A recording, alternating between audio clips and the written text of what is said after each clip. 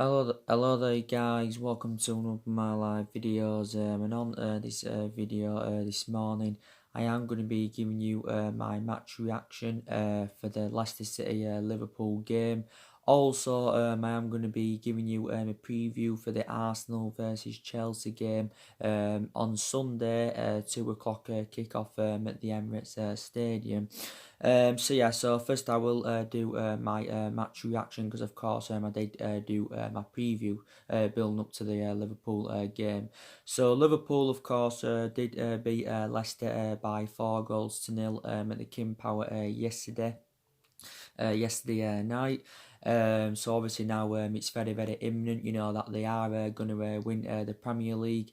This is going to be Liverpool's first ever Premier League. Obviously, you know, they haven't won it all in all for 30 years. Liverpool totally dominated the game. You know, they created a lot of chances. There was a lot of good individual performances. The goals came from Firmino. He scored 2. Trent Alexander-Arnold had provided 2 assists. He also got his name on the score sheet. Arnold got the 4th. Mane got the assist for his 4th. The 3rd goal was from James Milner. It was from the penalty spot. But what a win that is from Liverpool. And Liverpool, of course, now are unbeaten in 35 Premier League matches. They have won 17 games out of 18, and Liverpool, of course, still have a game in hand because, you know, they've played 1 game less than everybody else. And they are now 13 points ahead of Man City. 13 points ahead of Leicester, 14 points ahead of Man City. So Liverpool, of course, now are going to win the league. And, you know, I did say, didn't I, in my preview that I expected, you know, Liverpool to win the game. I did say it was going to be a very tough game for them because obviously, you know, Leicester were unbeaten in the King Power Stadium prior to this game. And like I said, Leicester City have been revelation this season. You know, and Liverpool have got obviously, you know, quite a few injuries. You know, obviously, you know, Chamberlain's out. They've got Fabinho out. They've got Dejan Lovren out. They've got they've got a few other players out. They've got Matip out. They've got Nathaniel Klein out. He's obviously, you know, very injury prone. But yeah, and now you can say that Jurgen Klopp has definitely not got it right. Because like I said, you know, when he first got recommended in to Liverpool, he didn't settle in straight away. I said like his record after his first 28, 29 games were as bad as Solskjaer's after his first 29 games at Man United. But he has definitely not settled in now. But Liverpool have got a good team. You know, they've got a good manager. Jurgen Klopp, don't forget, not too long ago, extended his contract with Liverpool until 2024. You know, but yeah, so Liverpool, I think you've got Jurgen Klopp that's already won, you know, 3 trophies with Liverpool. He's been there quite a few years now, though. You know, he won the FIFA Club World Cup recently. You know, they beat Monterrey in the semi-final 2-1. They beat Flamengo in the final 1-0. They also won the Super Cup early on this season. They beat Chelsea, and of course Liverpool won the Champions League last season.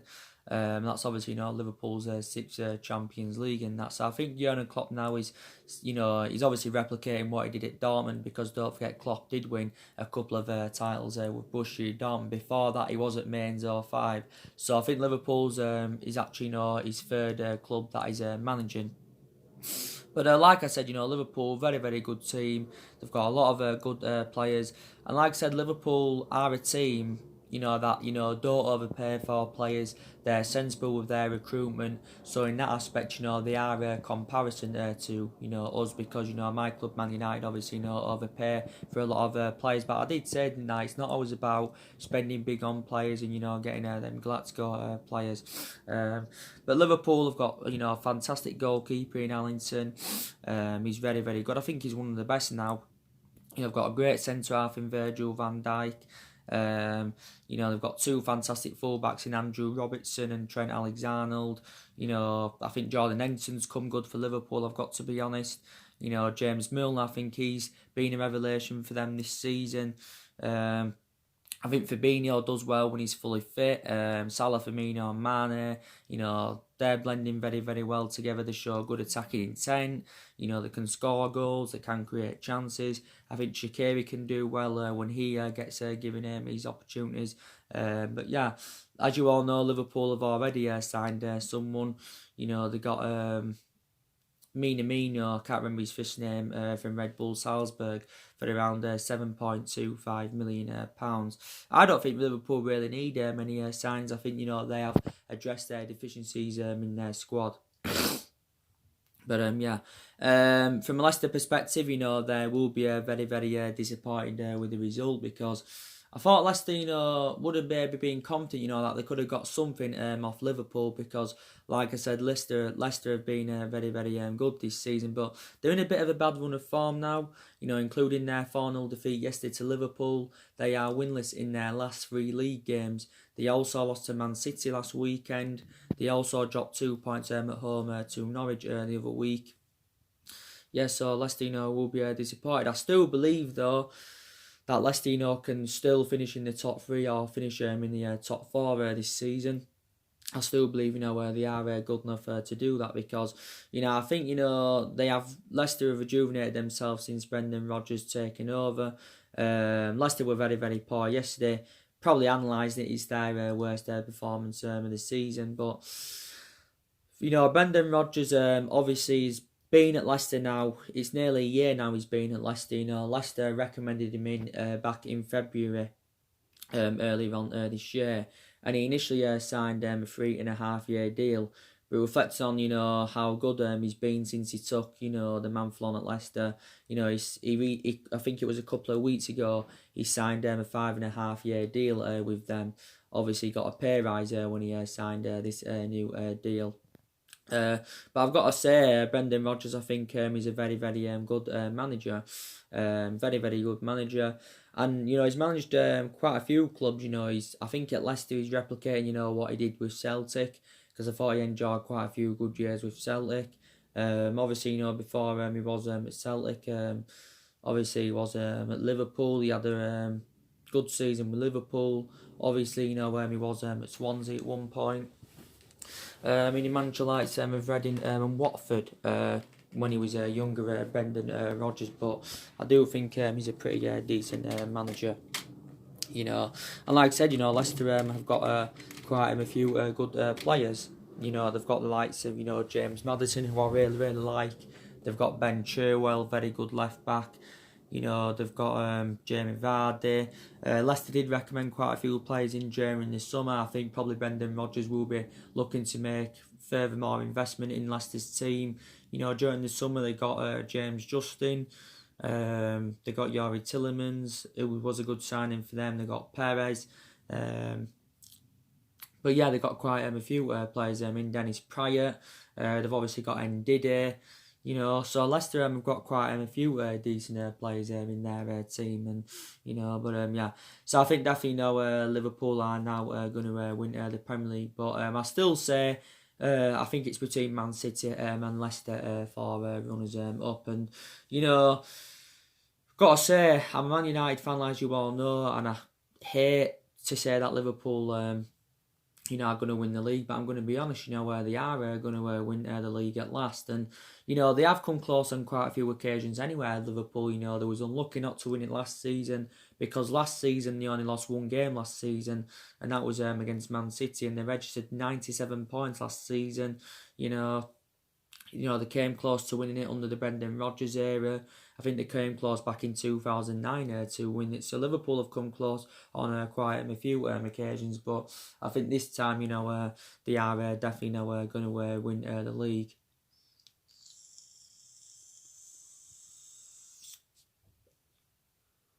But like I said on my preview, I thought, Liverpool, would have crumbled, when they lost the likes of Luis Suarez and Philippe Coutinho.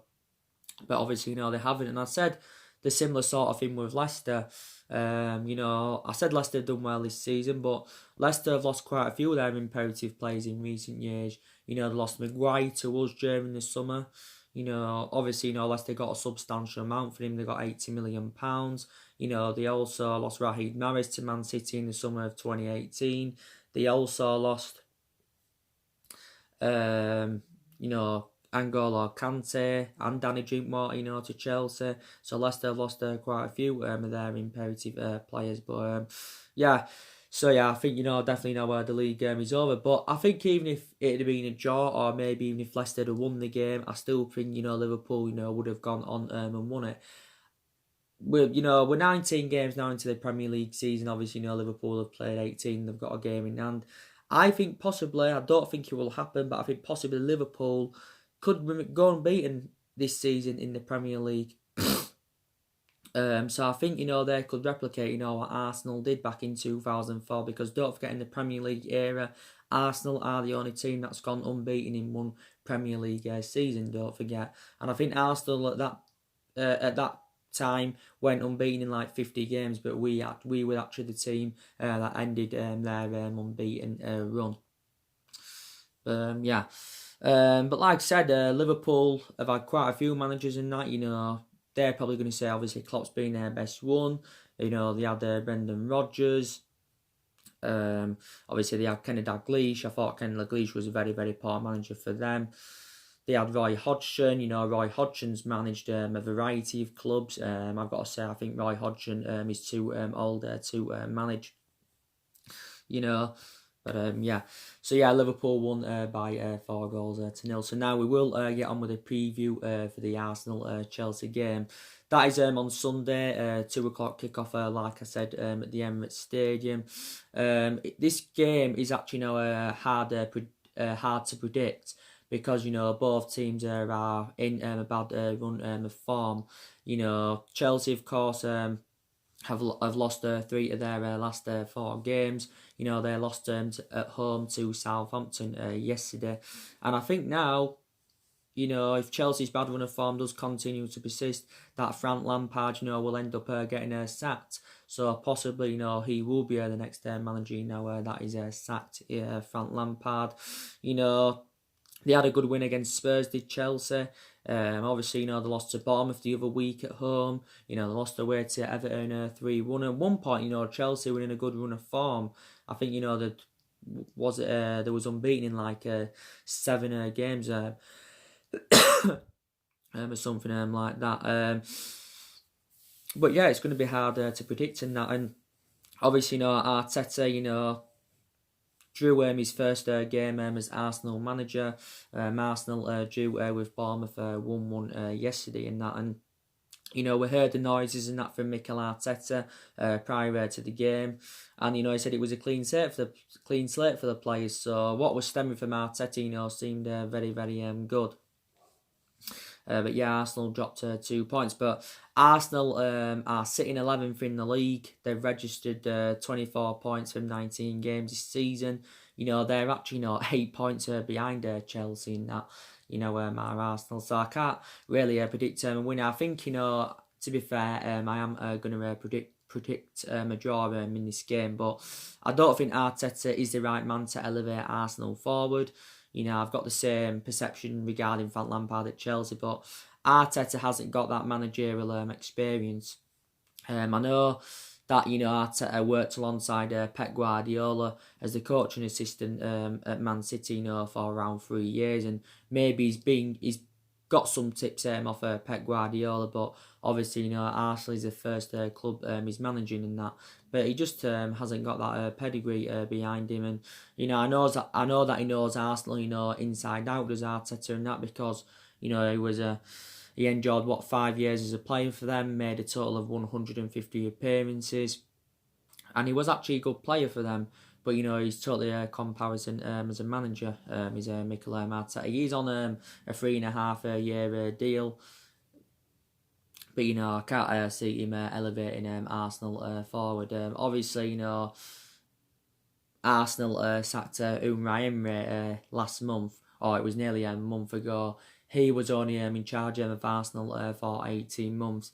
And Arsenal did come out with the reasons, why they sacked Unai Emery, is because, they went on a 7-game winless run. The performances and the results were not at the level as required. and obviously, Arsenal were exceeding expectations.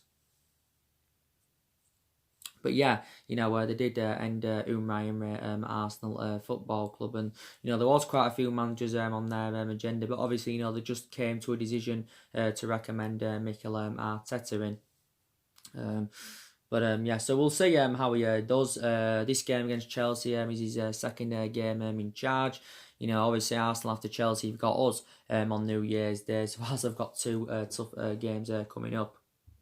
But yeah, Arsenal are in a bad run of form, and they've had quite a few injuries of Arsenal. Obviously they've recently had Ozil out with injury. They've obviously got Hector Bellerin out with injury, Rob Holding, Kieran Tierney. He sustained quite a few injuries this season for them. Obviously Kieran Tierney was one of their summer signings. I think they've got Klasnic out with injury. Daniel Ceballos, he's another one of Arsenal's signings. I think they got him on loan from Real Madrid. So Arsenal have had quite a few injuries.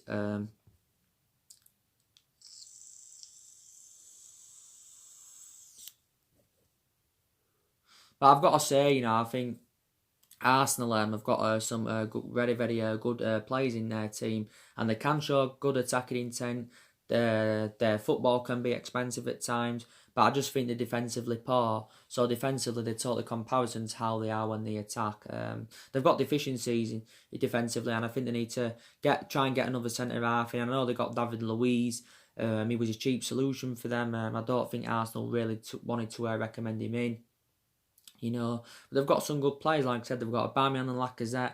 When they play together, and when they're playing well, they're blending very, very well together. They can score goals between them. They can create chances. I think Nicolas Pepe has had some good games for Arsenal this season. I think he enjoyed a difficult start to the season, but recently has rejuvenated himself. I think he's starting to replicate, what he did with Lille.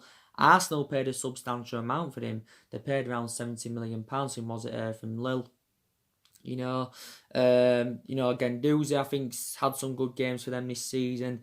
Xhaka, I don't think a lot of Arsenal fans rate him. Don't forget he had issues with the captaincy, I think, earlier on in the season. Did Xhaka, Lucas Torreira, I think, is quite good for them.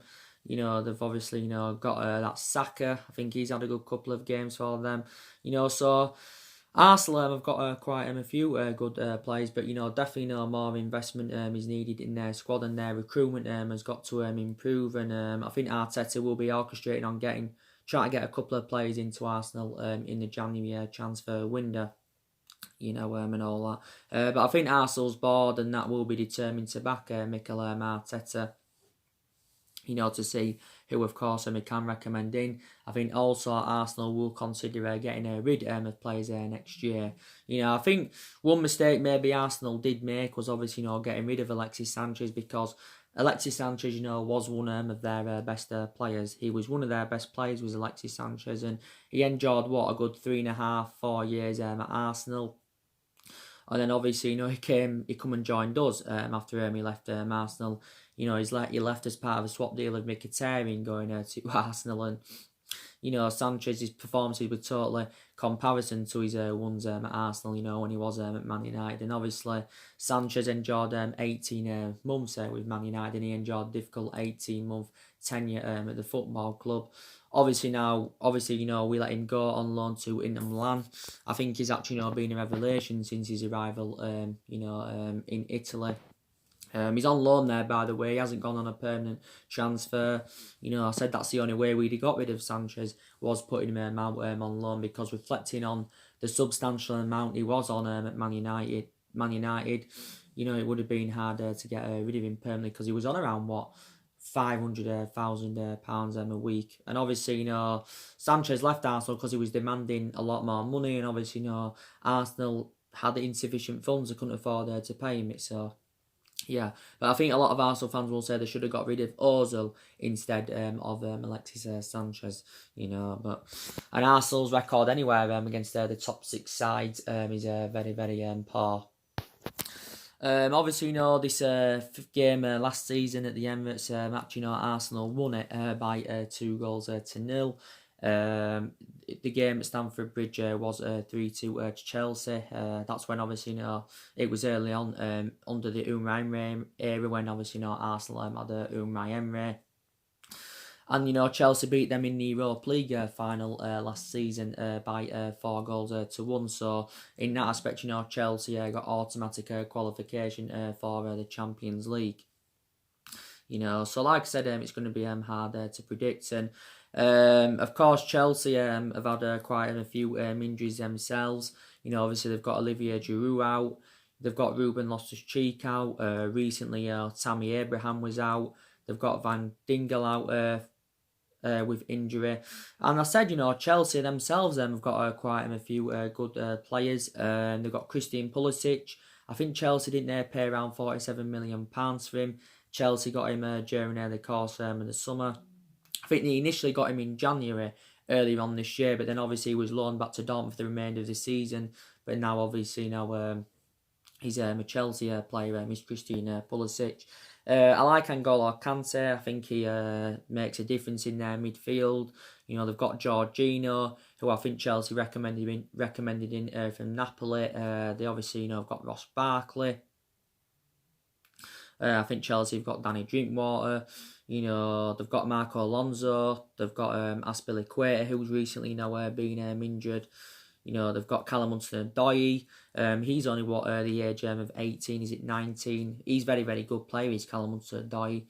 William, Pedro. So Chelsea have got quite a lot of good players in their team. But yeah, so like I said, I don't think Frank Lampard's the right man for Chelsea. Like I said, it's only his first season there with Chelsea though. But I think he will be under some kind of pressure now. And like I said, Lampard hasn't really got that managerial experience. He only began management last season with Derby. He actually did well with Derby. I think he progressed Derby to the playoff final. But obviously, Derby didn't, win the playoff final and that. Chelsea could be determined, to give Lampard a bit more time, to see who he can recommend in to Chelsea Football Club.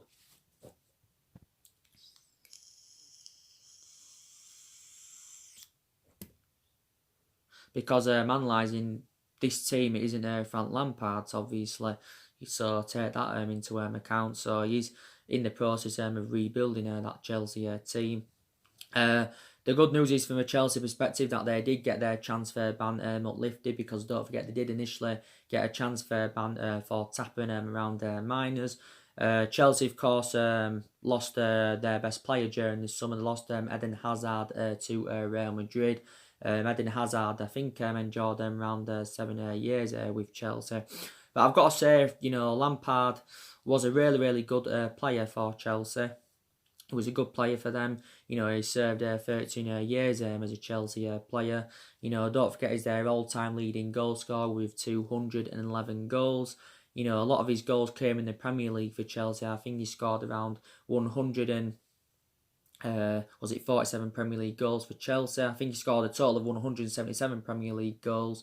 Because he played for other clubs as well as Chelsea. I know he was at Chelsea 13 years, but he also played for West Ham, where he began his playing career at West Ham. He also, I think he played, didn't he have a spell with Swansea, if I can remember rightly. He had a spell with Man City. This is when he left Chelsea, and I think he also had a spell with New York City, did Frank Lampard. But I just don't think he's got any intuition on how to manage, Chelsea Football Club, or how to manage full stop. So yeah, so I think actually it's possible that Frank Lampard will be the next manager that is sacked. So I'm going to go for a draw in this game. I'm going to probably go for a 1-1 draw. But like I said with Chelsea, they've sacked a lot of managers, in recent years, and that, they've sacked a lot of managers in a short period of time. They sacked Maurizio Sarri last season. Despite the fact that Chelsea last season progressed to the League Cup final. They also won the Europa League, but that still wasn't enough, to keep Maurizio Sarri. Obviously now Maurizio Sarri is at Juventus. Obviously they sacked Jose Mourinho. It was something to do with the club doctor why they sacked Jose Mourinho. Mourinho had 2 spells with Chelsea. He won obviously 3 Premier League titles with them. Won quite a few trophies with Chelsea. But Chelsea did end up sacking him. Don't forget Chelsea did sack Villas-Boas. I think Chelsea won the Champions League game under his guidance, but still sacked him. They sacked Scarara, they sacked Avram Grant, they sacked Ancelotti back in 2010, was it, or 11. Despite the fact that he won the double in his first season with Chelsea, he won the Premier League and the FA Cup. So Chelsea have sacked quite a lot of managers. So they've had a lot of managers of Chelsea, But yeah. So yeah, like I said, I'm gonna go for a draw in this game. You saw my reaction, didn't you, to the Man United Newcastle game yesterday? We beat Newcastle by 4 goals to 1 at Old Trafford. Gotta say, it was a very, very good performance by Man United. It was we reacted well from the 2-0 defeat to Watford last weekend. So I think actually, our performance was totally a comparison, to the one against Watford. And Solskjaer did say prior to the game, when we lose games and that, we do react well to defeats. But the problem is, we've been struggling to keep that consistency up this season. When we have had good periods. And that victory against Newcastle is our 7th win in the Premier League this season. We've registered 28 points from 19 league games. We're 7th in the league. We are now just 4 points behind top 4.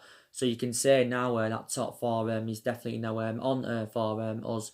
I did say recently that I was very sceptical about us getting it. But obviously, with Chelsea losing 3 of their last 4 games, we're back in the race. We'd have beaten Everton, we'd have beaten Watford, we'd have beaten the likes of Villa and that. We would have been in that top 4 now. But I still reckon that definitely Manchester United could get it. And obviously, if we get top 4, we will get a Champions League football secured.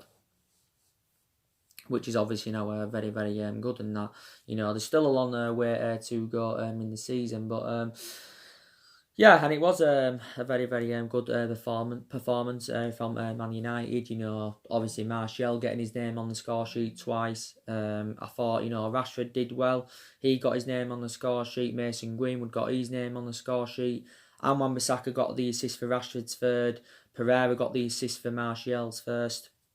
So yeah, I thought there was a lot of good individual performances. I thought Paul Pogba made an impact when he also came on. He didn't start the game, Paul Pogba, but he did come off the bench and that. So it's the positive is as well. It's good to see Paul Pogba making his return, because he was out with an ankle injury for just over 3 months. And then obviously, he had an illness and that. But he's missed the vast majority of our games this season. But now he's back. I do believe Paul Pogba will get a lot of games under his belt.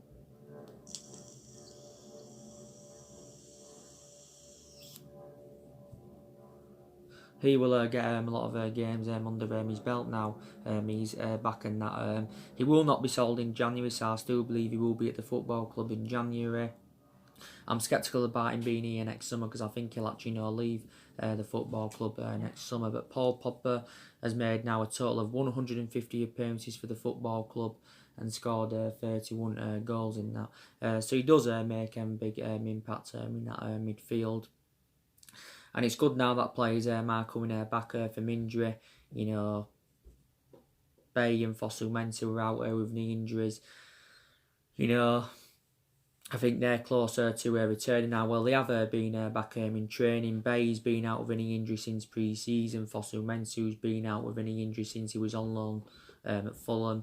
Diego Dalot now has recovered from injury. So it's good that players are coming back from injury. Solskjaer said he was happy with the intensity yesterday. He says, we created chances. We created chances against Watford and that. And like I've said recently, aspects of our game have improved. We've created more chances. Certain players have stepped up to the plate, which is fantastic. But there is still some aspects of our game that do need to improve. Solskjaer confirmed that McTominay had sustained an injury, so reportedly now McTominay is set to miss the game against Burnley. I think McTominay's damaged his ligament in his knee.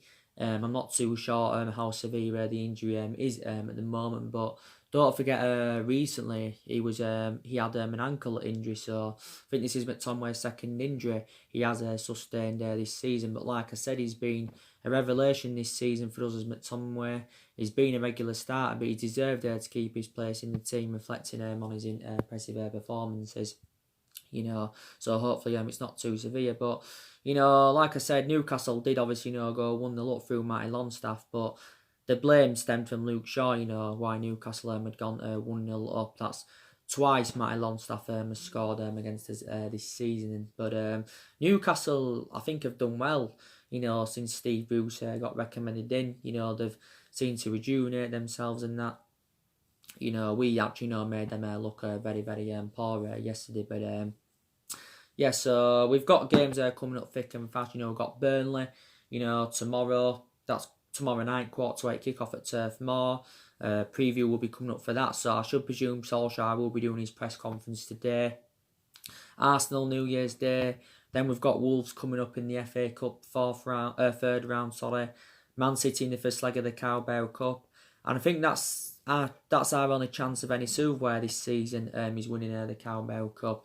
If we can beat Man City, I'm very, very convinced that we can win the Carabao Cup. There's also a chance, where we can win the Europa League, because we're into knockout stages of that, and we won Group L.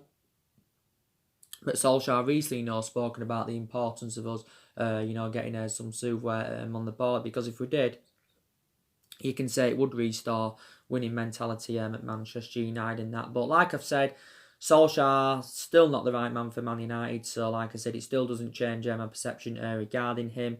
Because we've had some good games this season, don't get me wrong. We've done really, really well against elite opposition, but we haven't really replicated it against lower opposition. So we need to start getting more results against the lower teams. I think we've obviously drawn far too many games this season. But for me, Solskjaer still isn't the right manager, to elevate this club forward. Obviously, we are determined, to give him at least a couple more windows to see who else he can recommend in to the football club. Because analysing the vast majority of this team, it isn't Solskjaer's. There's only 3 players that are Solskjaer's that he recommended into the football club during the summer. We spent nearly £150 million on Daniel James and Wan-Bissaka and on Harry Maguire. And they've all enjoyed fantastic starts to their Manchester United careers. We have got a lot of the players on our agenda for next year. Solskjaer did recently say that it isn't assured that we'll make many signings in January, but we'll want to make at least 2 signings in January, because next year we've got to address the deficiencies in the squad. Solskjaer is going to get unlimited funds. So I think me estimating we're going to spend a substantial amount on recruiting new players in. I think we're going to spend from 250 to 300 million pounds. But definitely our recruitment has got to improve, because it hasn't only been poor recently, it's been poor for several years. And I think in that aspect, the vast majority of the blame does stem from the board. But Solskjaer knows. He did say prior to the Newcastle game that he's actually written off the remainder of this season, because obviously he's been disappointed with this season, and he's looking ahead of next season now. Is Solskjaer, but we'll see who we can get into the football club next year. I think we need at least another 5 to 6 more signings. If we are to be back to being a competitive elite level football club. And I think we need to see more outgoings. So I think another 4 or 5 more players do need to leave, because these still are problematic players at the football club. We need to see a variety of changes, like I've said to you. I think, we need a change of management. I think we need to get the Glazers out. We need to get Ed Woodward out. I think, we need to get our coaching staff out. We've got to get rid of our current board. So we still need to see a variety of changes at the football club, definitely. I think it would be beneficial if we did recommend a director of footballing. That's one of the structural changes that we do need to see at the football club. But yeah, but we haven't actually, been that bad at home this season. We haven't been that bad at home. We've only lost one game at home this season, and that was to Crystal Palace earlier on in the season. But yeah, so top four is definitely still on for us. The league's a priority. The Europa League's a priority for us. Also, the Carabao Cup's a priority. So yeah, and Solskjaer's been under intense pressure for the vast majority of this season, reflecting on our disastrous start to the season.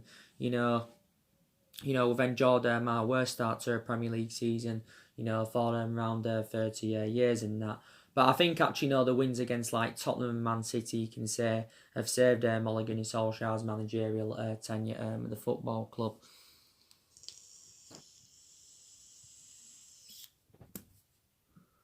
Solskjaer has, managed, in total in the Premier League, 58 games, including the 18 games he managed when he was at Cardiff. Yesterday, was his 40th Premier League game in charge of Man United. And his record's bad because he's won 22, he's drawn 14, and he's lost 22. But obviously, the likes of, Ed Woodward, he's determined to stand by him. A vast majority of our players are keeping the faith in him. Our board are keeping faith in him. But obviously, their perceptions are totally comparison to mine and a lot of Man United fans, because obviously a lot of Man United fans still are demanding him out of the football club. But yeah, and it wouldn't really solve any problems if we did get rid of him anywhere. Because he's only been here a year. He's now into his second year as Manchester United manager. He's been permanent manager for nearly 10 months now. So yeah, we will see what happens. But it was a very, very good result, and I think it's one of our biggest wins this season in the Premier League. Since the 4-0 victory against Chelsea on the opening day of the Premier League season. So yeah, so that's everything to update you today, guys. Drop your comments, likes below on the channel. If you do, consider subscribing as always, and there will be more videos coming up very, very soon. Thanks for watching.